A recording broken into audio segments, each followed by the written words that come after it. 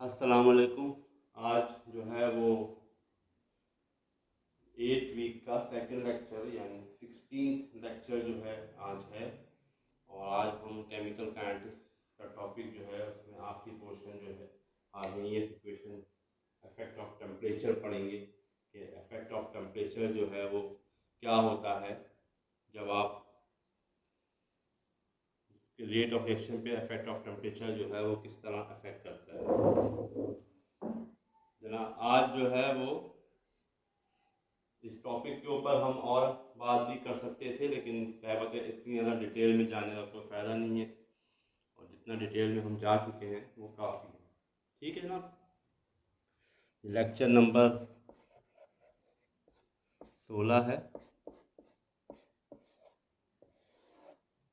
तो आज हम उसको देखेंगे केमिकल काइनेटिक्स का टेम्परेचर का इफेक्ट क्या होता है जनाब। अगर हम ये हम पहले भी देख चुके हैं कि टेम्परेचर ये कॉमन थोड़ा सा एक एक कॉमन सेंस तो नहीं कह सकते, एक हमारा एक ख्याल है, एक मिसकॉन्सेप्ट भी हो सकता है, ज़रूरी नहीं कि हर जगह ये हो, लेकिन ये कि ख्याल ये है कि टेम्परेचर बढ़ाने से क्योंकि एनर्जी बढ़ जाती है तो रिएक्शन का रेट जो है वो बढ़ जाएगा। ये एक अजम्पशंस की जाती है, अजम्पशन की जाती है कि जनाब जो अगर जो है आपका जो टेम्परेचर बढ़ाने से 10 डिग्री सेंटीग्रेड बढ़ाने से रेट जो है वो डबल हो जाएगा, लेकिन ये अजम्पशन है, ये कोई ज़रूरी नहीं कि ऐसा ही हो रहा हो। तो आप एक टेम्परेचर कोफिशिएंट जो है मालूम करने की कोशिश करते हैं और आप ये मालूम करने की कोशिश करते हैं कि जनाब एक के और ये एक ख़ास टेम्परेचर टी के ऊपर के कितना है और T+10 या T-10 पे टेम्परेचर कितना है, सॉरी T+10 डिग्री सेंटीग्रेड पे कितना है। ठीक है, तो अगर ये रेशो आप मालूम कर लें तो आपको पता चल जाएगा कि जनाब हर 10 सेकंड बाद, हर 10 मिनट, 10 डिग्री बाद जो है टेम्परेचर बढ़ाने से रेट पे क्या इफेक्ट पड़ेगा। अगर ये 2 आ रहा है तो डबल हो जाएगा हर 10 डिग्री बाद, और अगर 3 आ रहा है तो ट्रिपल हो जाएगा। मतलब अगर 10 डिग्री पे जो है फर्स्ट करें या 20 डिग्री पे जो है रेट जो है वो 2 था तो 30 डिग्री पे 4 हो जाएगा अगर टेम्परेचर कोफिशिएंट जो है वो 2 है। और अगर टेम्परेचर कोफिशिएंट जो है वो 3 है तो फिर और हो जाएगा। अगर 20 पे 2 था, 30 पे 4 हो गया, 40 पे 8 हो जाएगा और फिर इसी तरह बढ़ता चला जाएगा। ये 2 पे है, 3 पे जो है वो 3 गुना बढ़ रहा होगा। अगर 20 पे 2 था तो 3 पे 6 हो जाएगा, फिर तीसरे पे 40 पे 18 हो जाएगा। इस तरह वो ट्रिपल होता चला जाएगा।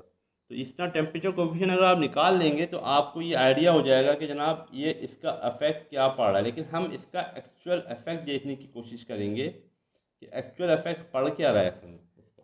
ठीक है, टेम्परेचर का एक्चुअल इफेक्ट होता क्या है।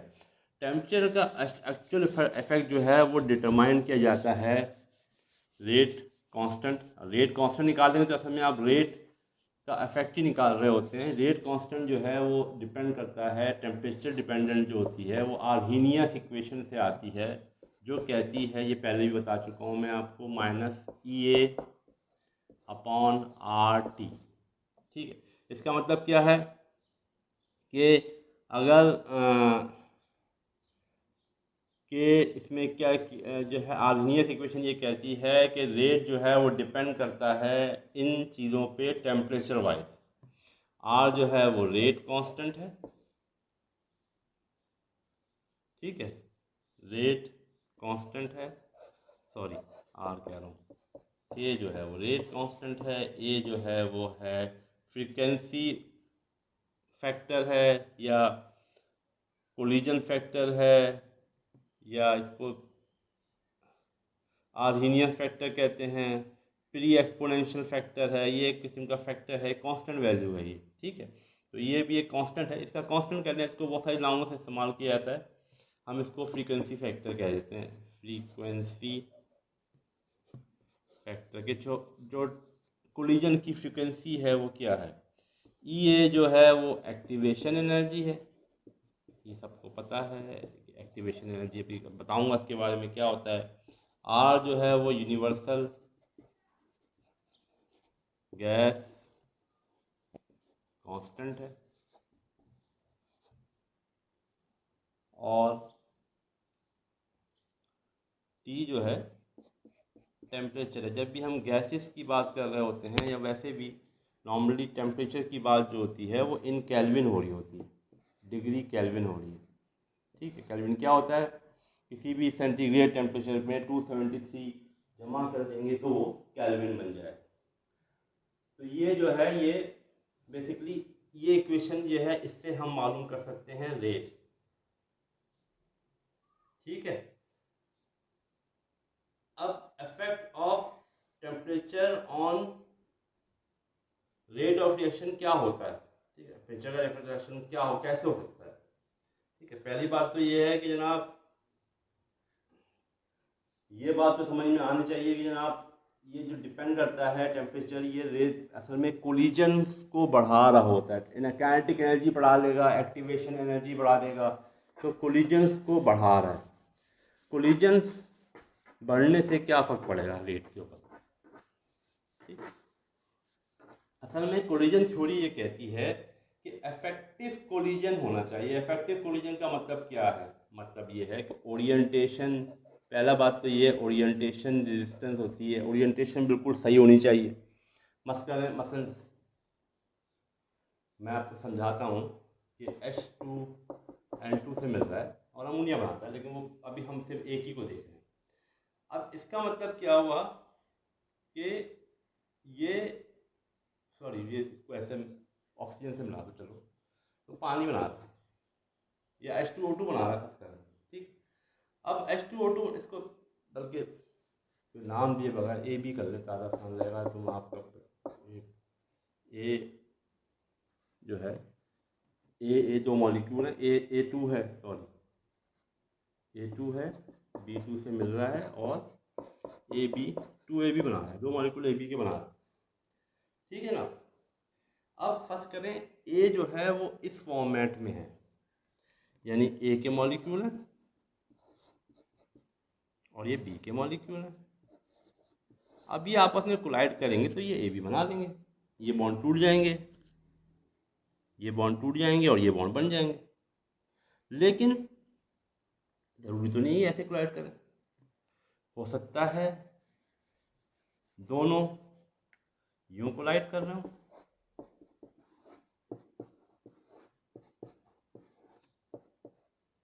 ये और एक इस पे का कोलिजन तो हो जाएगा, लेकिन ये बॉन्ड टूटेंगे, इसलिए नहीं कि ये बॉन्ड ये इसका कोलिजन नहीं हो रहा। या ये साइमल्टेनियस इस तरह कोलाइड करें कि एक तो यूं है लेकिन दूसरा यूं है। तो इन दोनों सूरतों में जो कोलिजन है वो इफेक्टिव नहीं होगा। पहली सूरत में इफेक्टिव था जो हमने दिखाई थी आपको। तो इस सिलसिले में सेकंड जो फैक्टर आता है वो आता है एक्टिवेशन एनर्जी का। एक्टिवेशन एनर्जी हम पहले भी पढ़ चुके हैं बहुत दफ़ा, मतलब आप पढ़ते रहे हैं पहले भी। एक्टिवेशन एनर्जी क्या होती है भाई, जब भी हम कोई दो चीज़ें आपस में होती हैं, एक प्रोडक्ट की एनर्जी होती है, एक रिएक्टेंट की एनर्जी होती है। ये रिएक्टेंट है, ये प्रोडक्ट है। अब रिएक्टेंट को प्रोडक्ट में कन्वर्ट करने के लिए एक एनर्जी चाहिए होता है जो कि बेसिकली प्रोडक्ट से ज़्यादा हो सकता है रिएक्टेंट की प्रोडक्ट की एनर्जी रिएक्टेंट से भी कम हो, लेकिन एक बहरहाल एक एनर्जी उनको दरकार है जिसकी वजह से वो एक्टिवेट होंगे मॉलिक्यूल, और उसको कहते हैं जनाब एक्टिवेशन एनर्जी। ठीक है ना, ये जो एक्टिवेशन एनर्जी है ये यहाँ से लेके रिएक्टेंट को जो एक्स्ट्रा एनर्जी चाहिए, रिएक्टेंट के पास अपनी एनर्जी है काइनेटिक एनर्जी, लेकिन उसको एक एक्स्ट्रा एनर्जी चाहिए, उसको एक्टिवेशन एनर्जी कहते हैं। अब जो ये कमी है इसके पास, हर मॉलिक्यूल के पास तो वो कमी नहीं होगी, अरे बात है कुछ मॉलिक्यूल्स के पास कमी होगी, कुछ के पास नहीं होगी। हर मॉलिक्यूल जो है वो एक जैसी एनर्जी लेके तो नहीं बैठा हुआ काइनेटिक एनर्जी, कुछ मॉलिक्यूल की ज़्यादा होगी एक्टिवेशन एनर्जी का थ्रेशोल्ड जो है। फर्स्ट करें 50 चाहिए, 50 जूल चाहिए, तो 50 जूल जो है हर अगर मॉलिक्यूल जो है वो एवरेज जो है 30 पे पड़े हुए हैं, तो इसका मतलब हर मॉलिक्यूल की एनर्जी 30 नहीं है, उसमें से कुछ 20 के भी होंगे, कुछ 10 के भी होंगे, कुछ 50 के भी होंगे, कुछ 60 के भी होंगे। तो जो 50 से ऊपर जितने भी होंगे वो रिएक्शन को प्रोडक्ट में कन्वर्ट हो जाएंगे अगर उनका कोलिजन होगा। जो बाकी हैं उनकी जो है प्रोडक्ट में कन्वर्ट नहीं होंगे। तो टेम्परेचर बढ़ाने से क्या होता है, टेम्परेचर बढ़ाने से जो है जो एवरेज एनर्जी है वो ज़्यादा हो जाएगी, 40 हो जाएगी। तो जो ज़्यादा तादाद में जो चीज़ें हैं वो कोलाइड हो रही होंगी, एक्टिवेशन एनर्जी ज़्यादा इफेक्टिवली वहाँ पर मिल रही होगी उनको, इसीलिए आर्हेनियस इक्वेशन अप्लाई होती है। और अप्लाई करके आप ये निकालते हैं कि जनाब इसके रेट पे टेम्परेचर बढ़ाने से क्या फ़र्क पड़ता है। पहले तो मैं जनाब इसको सॉल्व करने की कोशिश करते हैं, ठीक है। ये इसको जो इसमें एक एक्सपोनेंशियल का फॉर्म है इसको गायब करने की कोशिश करेंगे हम और इसको लॉग की फॉर्म में लेके आएंगे इक्वेशन को, ठीक है ना। इसको मैं सिंपल लिखूं तो ln k equal to ln a, इसको मल्टीप्लाई कर ln दोनों तरफ ln लगा दिया मैंने, ठीक है। तो ये हो जाएगा ln a, दोनों तरफ ln लगा दिया, नेचुरल लॉग लगा दिया, तो ln a plus ln e minus E A upon R T हो गया, ठीक है। ये हो गया जनाब ln k equal to ln a minus E A, ln और e ख़त्म हो जाते हैं, E A R T, sorry इसको हम पहले कोफिशिएंट को नीचे ले आए, ln e, ठीक है। और उसके बाद ये कैंसिल हो गया। उसके बाद जनाब ये हो गया, इसको जनाब ln को कन्वर्ट कर दिया 2 पॉइंट हम पहले भी कर चुके हैं 03 log normal log 10 base log जो होता है उसको उसमें हमने कन्वर्ट कर दिया, equal to 0.2.303 A sorry log A minus E A upon R T, ठीक है जनाब। और उसके बाद फाइनली जो इक्वेशन मेरे पास आई वो आई लॉग 10 सॉरी लॉग के इक्वल टू लॉग बेस 10 है ये log A minus E A upon 2.03303 R T. ये इक्वेशन मेरे पास फाइनली बन के आ गई। और अब मुझे पता चल गया कि इस इक्वेशन के ज़रिए मैं सिंपल लॉग के थ्रू इस इक्वेशन को सॉल्व कर सकता हूँ। ये जमात जितनी भी हम इक्वेशन निकालते हैं ये सारी की सारी जो है बेसिकली ये सारी की सारी जो है इक्वेशन जो है वो बेसिकली आपको जो है वो y equal to x m x minus c या प्लस टी की फॉर्म में आती है, ठीक है। इसीलिए कि आप इसे ग्राफ बना सकें। मैं ग्राफ में इसलिए नहीं गया कि वो बहबत है वो थोड़ी सी इररिलेवेंट सी बात हो जाती है इस टॉपिक के हवाले से, ठीक है ना। तो ये आपके पास फाइनल इक्वेशन आ गई है। अब इस इक्वेशन से आप एक्चुअली निकाल सकते हैं कि रेट पे क्या इफेक्ट पड़ेगा। या तो आपको ऑर्डर ऑफ रिएक्शन दिया हुआ होगा या हो सकता है nth ऑर्डर के लिए मालूम कर रहे हैं सवाल में एक सवाल आप लिख लें कि एक nth ऑर्डर ऑफ रिएक्शन के लिए जो है वो फ्रीक्वेंसी फैक्टर जो है, जी जनाब वो वीडियो बीच में पॉज हो गई थी, स्टॉप हो गई थी, तो इसलिए दोबारा मैं कंटिन्यू कर रहा हूँ। मैं तो आगे तक चला गया था। सवाल मैंने आपको करा दिया था, एक सवाल इक्वेशन ड्राइव कराई थी, उसके बाद मैंने आपको बताया था इक्वेशन जो ड्राइव कराई थी हमने आखिरी वो थी लॉग के is equal to log A minus E A R upon R T, ठीक है। उसके बाद एक सवाल हमें करना था फॉर nth ऑर्डर रिएक्शन, इसमें ऑर्डर बताया नहीं गया, nth ऑर्डर क्या, किसी भी ऑर्डर के लिए हो सकता है ये रिएक्शन, ठीक है। उसमें फ्रीक्वेंसी जो दी हुई है, फ्रीक्वेंसी फैक्टर जो दिया हुआ है या ए जो दिया हुआ है वो आपको दिया हुआ है 100, और जो एक्टिवेशन एनर्जी है वो दी हुई है, एक्टिवेशन एनर्जी आपकी दी हुई है 19317 जूल्स पर मोल। उसके अलावा जो टेम्परेचर दिया हुआ है आपने मालूम करना है जनाब, find rate of reaction at 727 degree centigrade. Temperature जो दिया हुआ है वो दिया हुआ है 727 डिग्री सेंटीग्रेड, बहुत ही हाई टेम्परेचर दिया हुआ है जनाब, ठीक है। तो ये एक्चुअली इसका मालूम करना है, इसके लिए रेट ऑफ रिएक्शन मालूम करना है, rate constant, sorry rate of reaction का मतलब रेट कांस्टेंट मालूम करना है। अब आप जो है इसका रेट ऑफ कांस्टेंट मालूम करेंगे जनाब, इस फॉर्मूले को इस्तेमाल करते हुए। इस वीडियो को यहाँ पर पॉज कर लें थोड़ी देर के लिए और करके देखें कैसे होता है। उस जो फार्मूला ऊपर लिखा हुआ है उसके थ्रू करिए और देखें कि क्या कर रहे हैं आप, और फिर हम उसको बताते हैं आपको। 1 मिनट के लिए पॉज करके देखें।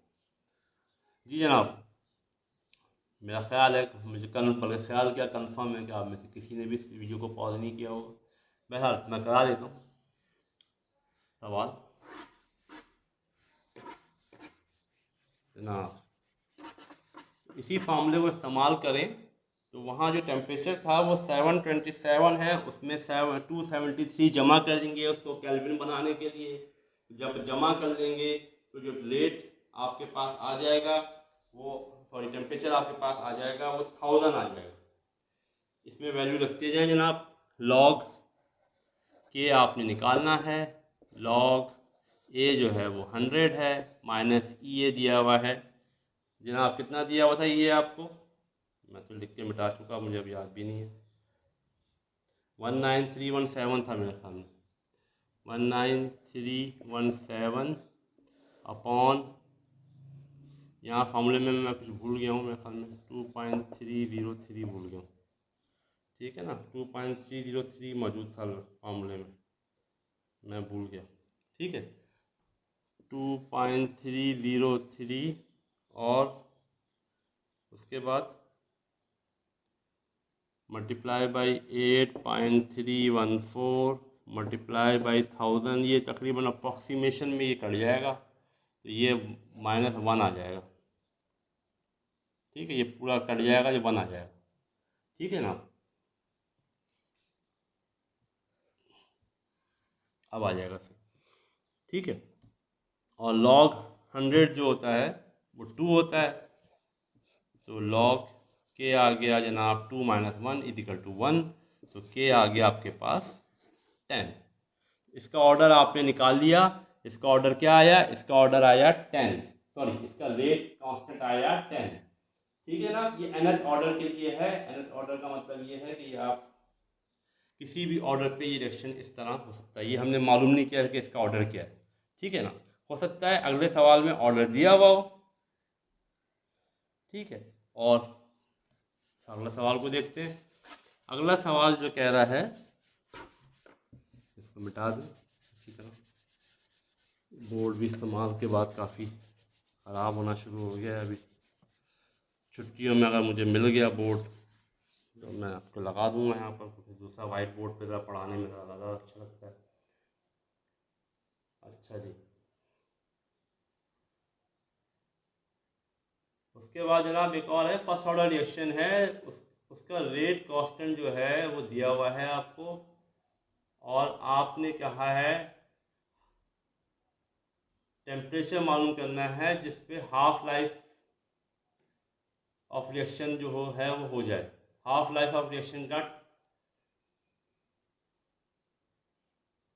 ठीक है, आपने मालूम करना है टेम्परेचर, और उससे जो है हाफ लाइफ ऑफ रिएक्शन निकालने की कोशिश करेंगे आप, ठीक है। वो टेम्परेचर मालूम करना है जिसपे हाफ लाइफ रिएक्शन की अचीव हो जाए।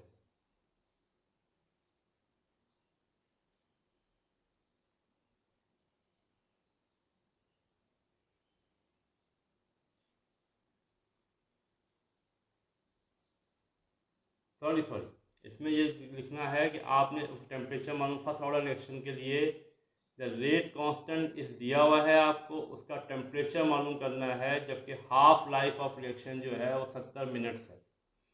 ठीक है जनाब, आपसे कहा यह गया है कि आप हाफ लाइफ ऑफ रिएक्शन पहले निकालें 70 मिनट्स, और ये फर्स्ट ऑर्डर रिएक्शन के लिए है। फर्स्ट ऑर्डर रिएक्शन के लिए हाफ लाइफ का फार्मूला क्या था, अगर आपको याद हो, के का फार्मूला क्या था, 0.693 अपॉन टी हाफ, टाइम जो चाहिए था, टाइम जो हाफ लाइफ का जो टाइम है वो आपको इस फार्मूले में चाहिए था। तो के की वैल्यू क्या आई, 0.693 अपॉन 70, यह आ गया जनाब तकरीबन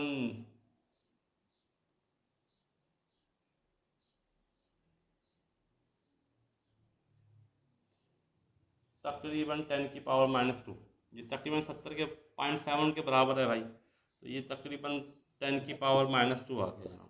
के जो आ गया क्या आया, 10⁻²। अच्छा जी, उसके बाद हमने क्या किया कि हमने कहा, तो सवाल में दिया हुआ है कि जो के है वो बराबर है log a के इक्वल है 10⁻12 इंटू 10⁻4 अपॉन टी।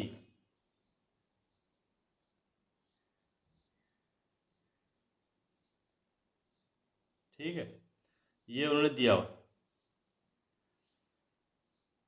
अब आपने मालूम करना है वो टी जिसकी मदद से ये सब चीज़ें हो रही।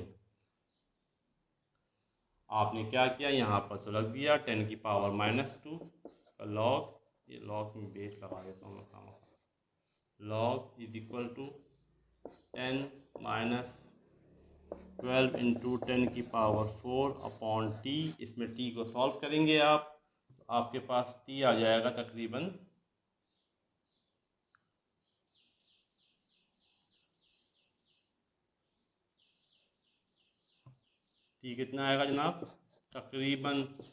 1000 केल्विन, यानी वही 727 डिग्री सेंटीग्रेड। ठीक है जनाब, करके देख लीजिएगा। ये दो सवाल हैं रेशो निकालने के। अच्छा जी, अब हमें ये सवाल ये भी आ सकता है हमारे पास, इसको ज़रा मिटा लें, कि हमें दो टेम्परेचर के दरमियान जो फ़र्क है वो भी दिया गया होता है। हमें ये मालूम करना है कि उनके रेशो में क्या फ़र्क आता है। हमने शुरू में जो है एक अप्रॉक्सीमेशन का फैक्टर निकालने की कोशिश की थी कि जनाब जो है अप्रॉक्सीमेशन करके कि जो फैक्टर इस्तेमाल होता है कि जनाब कितने फैक्टर से के बढ़ जाएगा अगर टेम्परेचर को 10 डिग्री सेंटीग्रेड तक बढ़ाया जाएगा। अब हम दो रेट कांस्टेंट जो है वो डिफरेंट टेम्परेचर पे हैं, हम उससे इक्वेशन को ड्राइव करने की कोशिश करेंगे।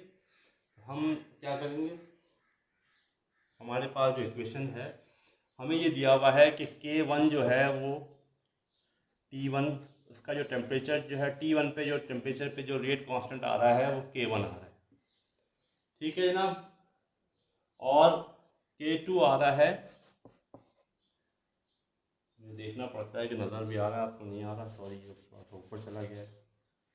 K1 जो है वो है T1 पे, K2 जो है वो T2 पे है, और टेम्परेचर 2 जो है वो हाई है, T2 जो है वो ग्रेटर देन T1 है, T1 से बड़ा है।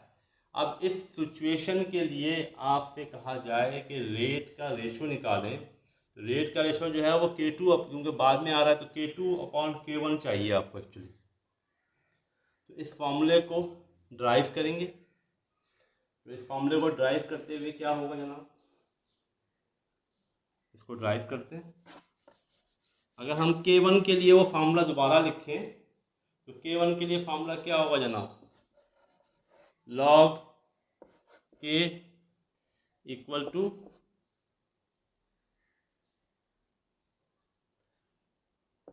log a, ठीक है, minus E A upon 2.303 R और T1, ठीक है जनाब। ये K1 के लिए है। K2 के लिए भी ये लिखें जनाब, लॉग ए एक्टिवेशन एनर्जी। ये हम अज्यूम कर रहे हैं, ये हमें दिया हुआ है कि जनाब एक्टिवेशन एनर्जी चेंज नहीं हो रही है। रिएक्शन के टेम्परेचर बढ़ाने से एक्टिवेशन एनर्जी पे कोई फर्क नहीं आ रहा है। जितनी एक्टिवेशन एनर्जी रिक्वायर्ड है उतनी ही रिक्वायर्ड है, ठीक है।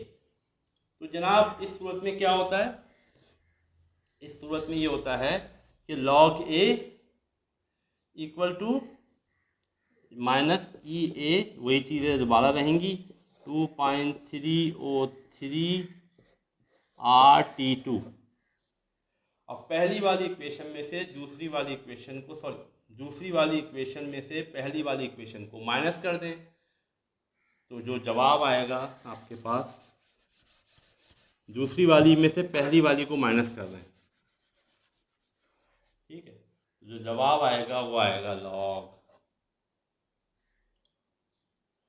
K2 minus log K1 equal to, क्योंकि माइनस लगा हुआ था तो वो नीचे वाला प्लस हो गया, तो उसको नीचे वाले को पहले लिख लेंगे हम, ठीक है। तो ये हो जाएगा ई ए 2.303 RT1 माइनस ई ए 2.303 RT2। इसको सिंप्लीफाई करेंगे तो ये हो जाएगा log K2 upon K1 is equal to, सही है, ये रेशो आ गया। ये बराबर हो गई जनाब किसके, ई ए 2.303 R 1 upon T1 minus 1 upon T2। इसका जवाब पॉजिटिव आएगा।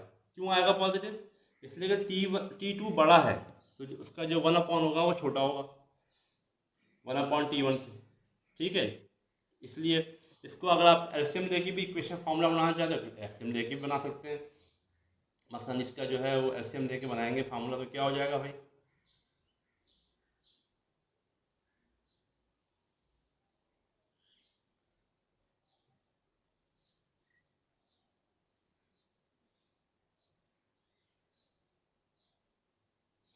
आप एलसीएम लेके बनाएंगे तो क्या हो जाएगा फार्मूला, इसका एलसीएम लेंगे तो T1 T2 नीचे आ जाएगा, T2 पहले आ जाएगा, T2 माइनस T1 ऊपर आ जाएगा, ठीक है। यहाँ पर जो है ये क्या आ जाएगा, T2 minus T1 upon T1 T2, ठीक है। ये भी आप देख सकते हैं कि ये भी हो सकता है, ठीक है। तो ये इस तरह भी हम कर सकते हैं। इस फार्मूले को पूरा लिख लीजिएगा, मैं तो आधा लिखा हुआ है, ठीक। अब इससे हम कुछ सवाल, एक सवाल करने की कोशिश करते हैं और आखिर में फिर कंक्लूड करते हैं इस टॉपिक को।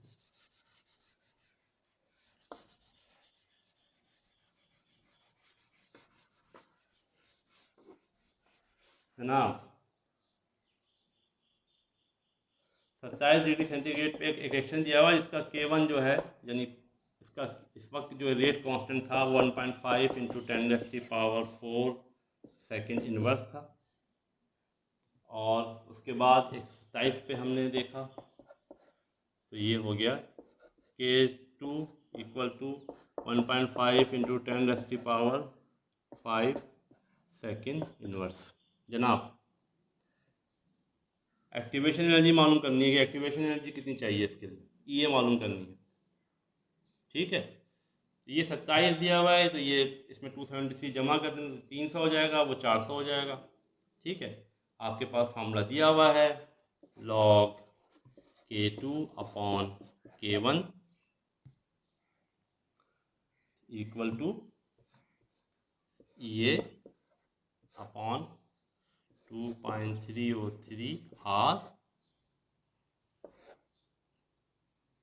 T2 minus T1 upon T1 T2, सही है। तो इसके हम अगर लिखें तो ये हो जाएगा, अगर नीचे तक नज़र आ रहा है आपको, देख लें कि आपको नज़र आ रहा है, अगर आ रहा है तो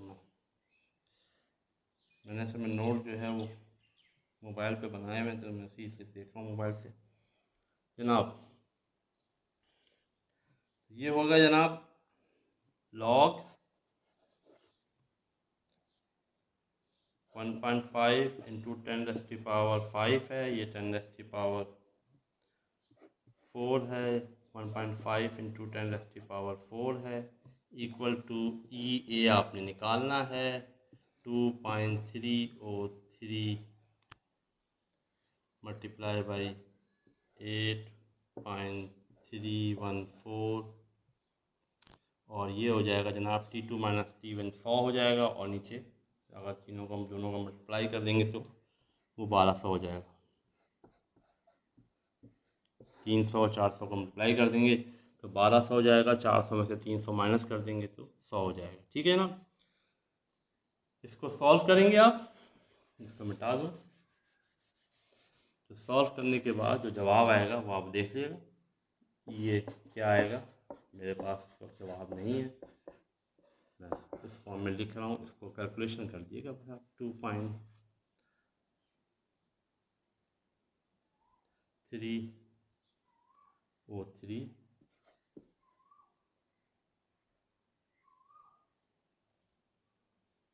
जनाब, क्या हुआ जनाब 400 3.3 उसने 1200 कर दिया भाई, इसको 400 के बजाय 1200 कर दिया, इसको 1200 इंटू 3.303 इंटू 8.14 ये, क्योंकि यहाँ पर जो है ये log 10 आ जाएगा, log 10 जो है 1 होता है, तो इसको आप सॉल्व करते जाएंगे तो आपके आप में ये जवाब आ जाएगा। इसको सॉल्व कर लिएगा, देख लीजिएगा, ठीक है ना। अच्छा जी, अभी हमारा टॉपिक ख़त्म तकरीबन हो गया है। एक आखिरी बात जो करने की रह गई, इसमें हमने अब तक ये अज्यूम किया हुआ है कि जनाब एनर्जी टेम्परेचर बढ़ाने से रिएक्शन पीरियड फास्ट हो जाता है, लेकिन कुछ सूरतों में ऐसा नहीं होता। बाद दफ़ा ऐसा होता है कि रिएक्शन फास्ट होता है और फिर हायर साइड पर ले जाने से स्लो हो जाता है। मसलन बैक्टीरिया के ख़ास बैक्टीरिया या एंजाइम्स या वायरस जो भी होते हैं वो ख़ास टेम्परेचर पे एक्ट करते हैं। इस ख़ास टेम्परेचर तक तो रेट बढ़ेगा, उस इन्वायरमेंट में जब आ गया, जब इन्वायरमेंट में आ गया उसके बाद रेट जो है वो एकदम से उसके ऊपर जाएंगे तो रेट जो है वो नीचे आना शुरू हो जाएगा, इसलिए कि वो एक ख़ास टेम्परेचर पे ही एक्ट करते हैं। इसके अलावा बाद दफ़ा आर्हेनियस इक्वेशन को फॉलो नहीं किया जा रहा होता, तो वो 100% सी बात है, बाद दफ़ा रिएक्शन जो है वो आर्हेनियस उसी तरह रेट बढ़ रहा होता है, लेकिन आर्हेनियस इक्वेशन के रूल के तहत नहीं बढ़ रहा होता। और बाद दफ़ा ऐसा होता है कि जब हम उस टेम्परेचर को बढ़ाते हैं तो रेट कम होना शुरू हो जाता है। तो ये 3 एक्सेप्शन जो पाए जाते हैं, बहरहाल ये मेंशन करने के लिए हैं। ठीक है, तो अब ये आपके पास जो है आज केमिकल काइनेटिक्स का टॉपिक कंप्लीट हो गया है। उसके अलावा आज जो है वो हमारी 16वीं क्लास भी ख़त्म हो गई है, 2 हफ्ते की गैप है। उसके बाद 1 जून को दोबारा क्वेश्चन आंसर सेशन होगा, उसके बाद फिर उसी हफ्ते में 2